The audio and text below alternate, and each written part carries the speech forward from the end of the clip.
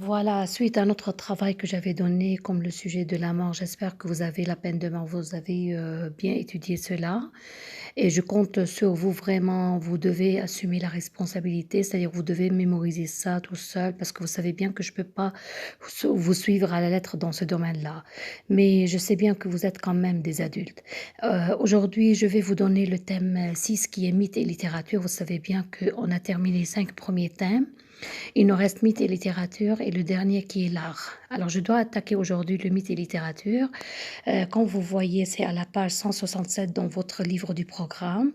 Le mythe, vous devez quand même, comme d'habitude, au début de chaque thème, on doit faire une recherche. Normalement, dans la classe, on faisait de grandes recherches. Mais maintenant, les événements ne permettent pas qu'on fasse un grand travail. C'est pour cela, je vous donne cette page mythe et littérature et je vous demande de me faire une petite recherche, s'il vous plaît. C'est-à-dire, ça dépasse pas une page, un grand paragraphe, voilà comme on a l'habitude de faire des recherches, mais ici c'est une petite recherche sur le mythe et littérature. Surtout, vous allez définir le mythe. Qu'est-ce que c'est le mythe?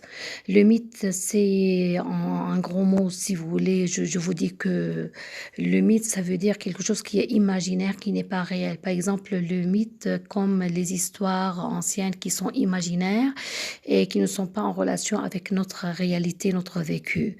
Ça peut être de deux sens le mythe, ou bien quelque chose qui est imaginaire, par exemple l'homme qui se transforme en un animal, ce qu'on appelle en français le loup-garou. Ça, c'est d'un côté. Et de l'autre côté, le mythe, ça peut avoir un sens symbolique, comme par exemple, j'ai un idéal dans ma vie, c'est le mythe dans ma vie. C'est-à-dire, c'est mon idéal. Il y a beaucoup de mythes. Par exemple, quelque chose qui est à la mode, ça devient le mythe de notre génération actuelle, des jeunes, des adolescents d'aujourd'hui. De toute façon, quand vous allez entrer un petit peu dans vos documents et vous allez faire cette petite recherche sur le mythe, je pense que ça va être plus clair pour vous et on va traiter ça ensemble si vous voulez. Mais s'il vous plaît, j'insiste sur ce point que quand vous faites cette petite recherche, vous allez me l'envoyer sur mon numéro personnel parce que je dois corriger chacun de vous à part, c'est-à-dire comme si on était en classe, vous faites sur une feuille, vous marquez votre nom de famille et votre prénom, la classe, votre classe LH français et vous marquez la date et le sujet recherche sur le mythe et littérature, s'il vous plaît, parce qu'il faut que ça soit bien clair, bien évident parce que je dois lire le travail de chacun de vous comme ça et je dois évaluer un petit peu parce que vous savez bien que je dois faire des petites évaluations. C'est pas des notes effectivement, mais des petites évaluations. On ne sait jamais où on va arriver à la fin. Peut-être on aura besoin de cela. Pour cela, j'insiste sur ce point. Vous faites la petite recherche sur le mythe et comme on a l'habitude de faire que ça dépasse pas une page et vous me l'envoyez sur mon numéro personnel, pas sur le groupe parce que je dois corriger ça à part, s'il vous plaît. Et chacun de vous, n'oubliez pas de marquer votre nom parce que je dois savoir à qui je parle et je m'adresse à qui, en fin de compte. Voilà, pour cette page, quand vous voyez ici le mythe du séducteur, vous avez trois sous-thèmes. On va traiter un sous-thème des trois après. Mais pour le moment, je pense que c'est clair ce que je dis. Après, si vous tournez, moi, j'ai pas photographié la page comme ça vous facilite un petit peu le travail. Vous avez présentation du thème, ça vous aide un peu si vous lisez un peu ces deux pages, comme d'habitude ce qu'on faisait en classe. Ça vous explique plus. Pour les mélanges, le mythe du séducteur, je passe à la page 172. Voilà, comme vous l'avez, la page ici en face. Sous-thème, le mythe du séducteur, c'est Don Juan, c'est un texte. On va pas maintenant lire. Quand je vous corrige les questions, les petites questions, je vais demander quelques questions quand même. Je vais pas vous fatiguer trop, mais quelques questions sur le texte. Après, on va le lire ensemble, comme on fait en classe. Mais je vous dis un petit peu pour l'entête. Regardez d'abord les objectifs.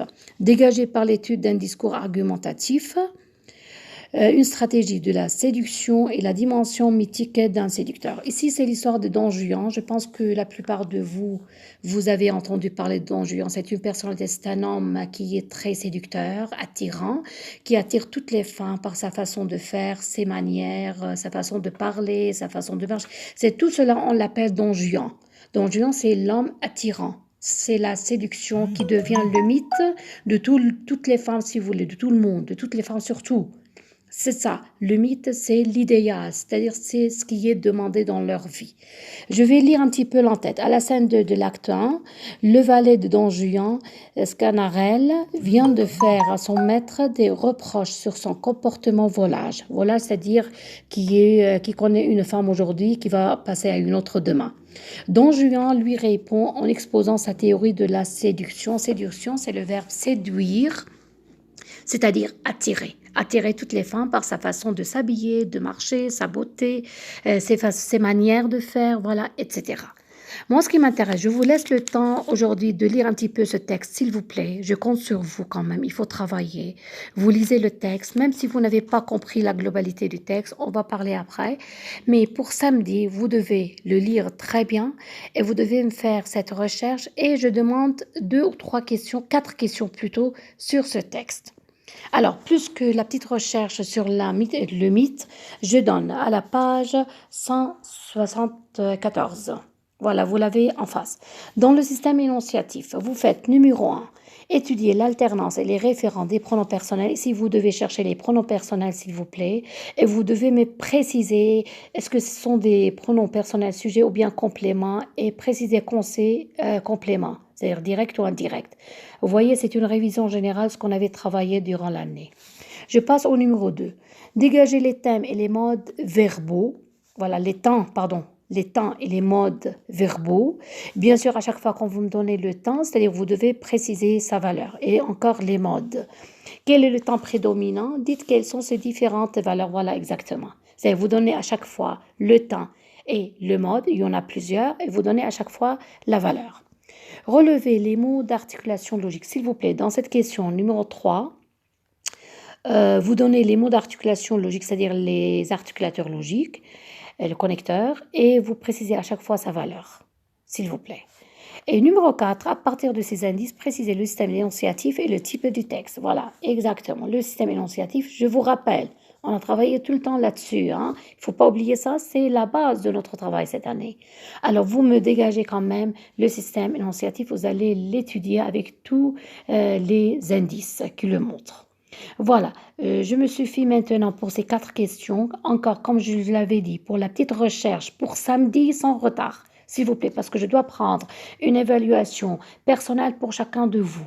Et vous m'envoyez ça, comme je l'ai déjà dit, et j'y insiste, sur mon numéro personnel, s'il vous plaît, pas sur le groupe. Chacun le fait tout seul.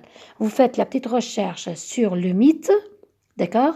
Et vous lisez le texte et vous faites ces 4 petites questions. Vous savez, ces 4 questions sont pas difficiles. On était habitués à les faire. Alors encore, vous m'envoyez les 4 questions, encore avec le nom sur une autre feuille, avec votre nom, la date et classe, LH, français, s'il vous plaît. Encore sur mon numéro personnel, s'il vous plaît.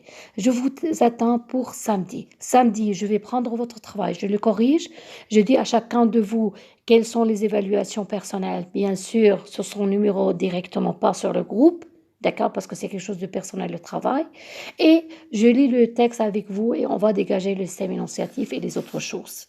N'oubliez pas ça, s'il vous plaît. Je vous incite et je vous encourage à travailler, s'il vous plaît, pour gagner et profiter du temps. S'il vous plaît, j'insiste là-dessus. Allez, à plus tard.